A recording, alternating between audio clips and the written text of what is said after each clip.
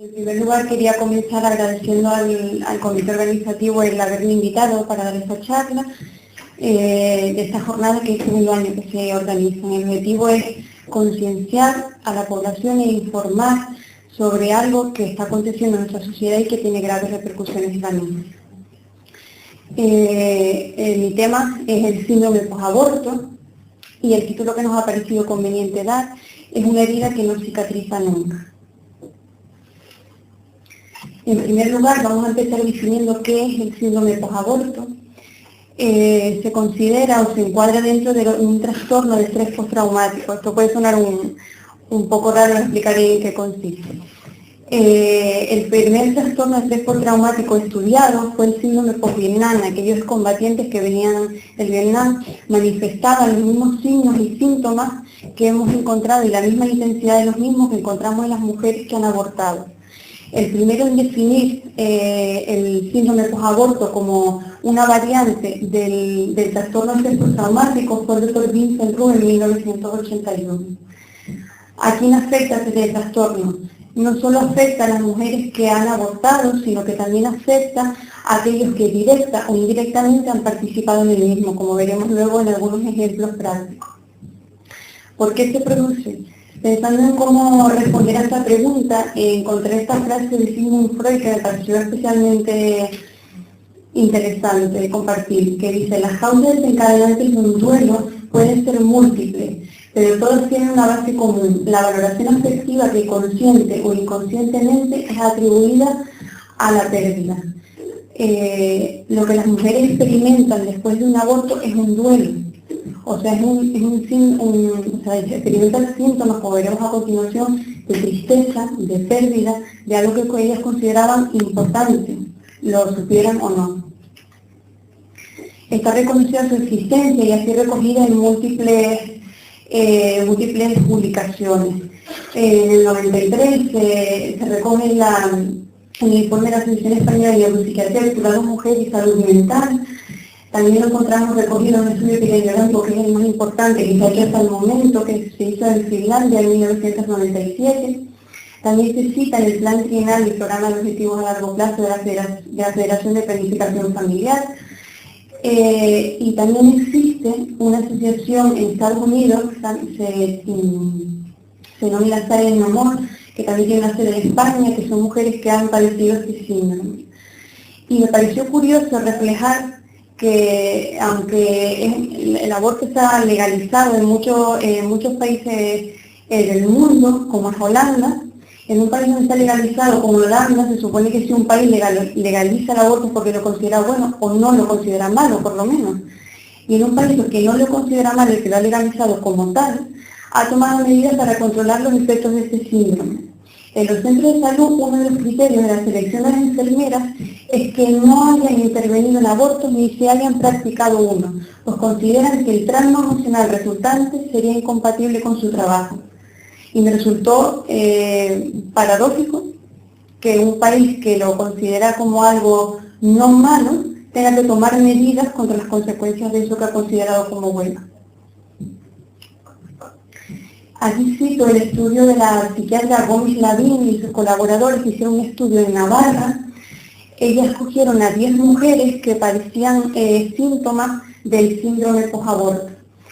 Y las conclusiones que sacaron al estudiar estas 10 mujeres fueron que las 10 mujeres del estudio que tenían síntomas típicos, habían experimentado este acontecimiento como estresante, como algo traumático y catastrófico en sus vidas. Que todas ellas tuvieron criterios diagnósticos del DSM-4 y DSM-10, estos son clasificaciones internacionales de los problemas de salud mental, y que encuadraban, cumplían los criterios de estrés postraumático de estas dos clasificaciones. Y que, entre otros síntomas frecuentes, aparte de los recogidos en esta clasificación, predominaba en estas mujeres un sentimiento de culpa y la necesidad de reparar lo que habían hecho.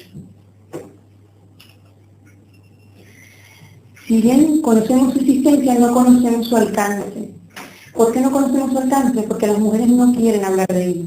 Las mujeres han sufrido, que han experimentado esto, lo han vivido como algo traumático en sus vidas.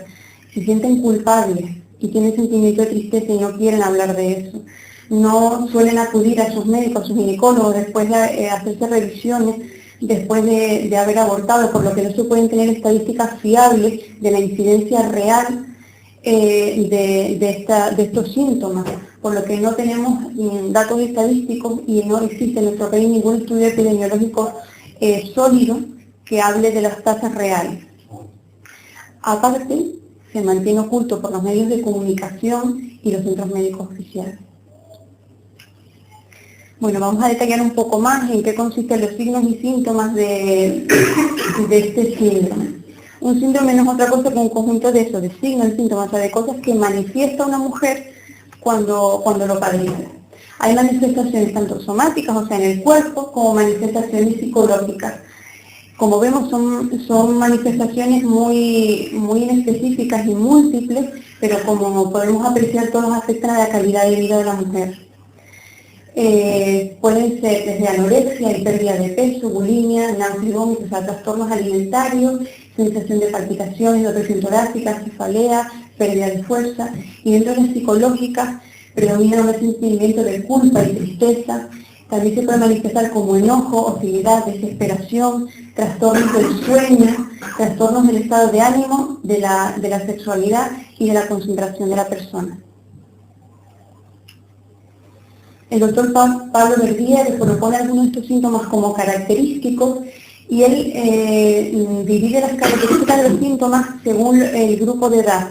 Los divide en un tipo A y un tipo B. El tipo A él propone que son síntomas característicos de mujeres jóvenes y el tipo B de mujeres en edad adulta o madura.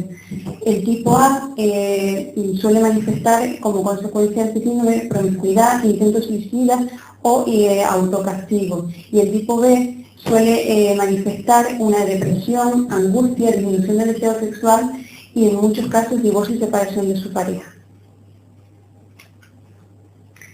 Me gustaría compartir ahora 3 testimonios reales que son sacados del estudio de la doctora Gómez Lavín. Son 3 de las 10 mujeres que ella estudió. En primer lugar, se trata de una paciente mujer de 29 años. Ella relata su historia como sigue. Quedó embarazada de su primer novio a los 18 años y decidió abortar por decisión propia. Aunque después ha tenido varias relaciones, dice que aquello le marcó y que siente un gran sentimiento de culpa. Hoy no lo hubiera hecho. Tiene sueños y pesadillas repetitivos en los que ve al niño muerto rodeado de sangre. Presenta también una gran habilidad afectiva, muchos altibajos del estado de ánimo, dificultades de adaptación en su pareja y trastornos en su conducta alimentaria. Como vemos, son síntomas que ya estaban recogidos en el cuadro anterior: trastornos alimentarios, trastornos del sueño, trastornos del estado de ánimo y un gran sentimiento de culpa. El segundo caso se trata de una paciente mujer de 65 años. Como dijimos, no solo es un síndrome que afecta a las mujeres que se han practicado un aborto, sino también a aquellas que directa o indirectamente han participado en el mismo. En este caso se trata de una mujer de 65 años que indujo a su hija a abortar y no se lo puede quitar de la cabeza. Cuenta que llora mucho, que tiene insomnio y cuando duerme tiene muchas pesadillas. Cree que Dios la está castigando por ese problema, no se concentra y sueña mucho de forma repetitiva y después sobresaltada por un sueño que tiene relación con un niño que ya lleva envuelto, se le escapa y lo pide a un coche. Desde que ocurrió esto, aborrece el sexo y su marido no sabe nada de lo ocurrido, por ella piensa que de haberlo sabido nunca lo hubiera perdonado. Y el tercer caso se trata de una paciente mujer de 33 años que, aunque tiene 4 hijos, al quedar embarazada del quinto se encontraba muy sola, su marido estaba fuera y decidió abortar. Se practicó el aborto hace 3 años y el marido nunca lo supo. Desde entonces llora con facilidad, está muy irritable y no tiene ganas de relacionarse con nadie. Presenta también trastornos en la esfera sexual y afirma que el aborto la ha traumatizado mucho, le pesa y se arrepiente de lo ocurrido. Como vemos, en estas 3 mujeres coinciden pues, los síntomas, el sentimiento de culpa, los trastornos alimentarios, trastornos en la esfera sexual y trastornos del sueño. Pero no solo se queda ahí, sino que el aborto también aumenta el riesgo de problemas mentales. Publicado en esta revista americana, se recoge que un estudio que hicieron, que publicaron en esta revista, que pone que el 42% de las mujeres que se habían sometido a un aborto antes de los 25 años experimentaron una depresión en los 4 años siguientes. Este dato es especialmente llamativo si lo comparamos con el mismo grupo de edad, o sea, las mujeres de su misma edad que no habían estado embarazadas, o aquellas que habían decidido seguir adelante con sus embarazos. La tasa de trastornos mentales era el doble en las mujeres que habían abortado que las que no habían estado embarazadas, y un 35% más alto que aquellas que habían decidido seguir adelante con sus embarazos. La Universidad de Baltimore en Estados Unidos descubrió que un 64%, más de la mitad, de las mujeres que habían abortado fueron posteriormente ingresadas en hospitales psiquiátricos. Y la Real Academia de Obstetricia en Inglaterra anunció que el 59% de las madres tienen probabilidades de padecer problemas psiquiátricos graves y permanentes después de un aborto. Todo esto es confirmado por un estudio canadiense publicado en el 2003 que estudió una corte de 56.741 pacientes y que concluyó que las mujeres que habían abortado tenían 2,6 veces más probabilidades que las que habían dado a luz de ser ingresadas en un psiquiátrico en los 90 días siguientes al parto o al aborto. Junto con esto, como ya habíamos comentado, también aumenta el riesgo de la separación de las relaciones interpersonales. Está demostrado que hasta un 70% de las parejas después de un aborto se separan en el primer año. Se asocia también a un aumento de los trastornos alimentarios, de los trastornos del sueño, como vimos en los 3 ejemplos citados, y se ha visto que aumenta la incidencia del consumo y el abuso de drogas. Las mujeres que se someten a un aborto tienen 5 veces más probabilidad de sufrir alcoholismo o adicción a drogas que las mujeres que han dado a luz. Las mujeres que han abortado tienen el doble de probabilidad de abusar del alcohol, 5 veces más probabilidad de tomar drogas ilegales y 10 veces más probabilidad de fumar marihuana durante su primer embarazo a término. O sea que no solo se afectan a ellas mismas, sino que afectan a su embarazo posterior que ellas quieren llevar a término, con lo que acarrea esto, que es un mayor riesgo de malformaciones, de bajo peso al nacer y de muerte fetal.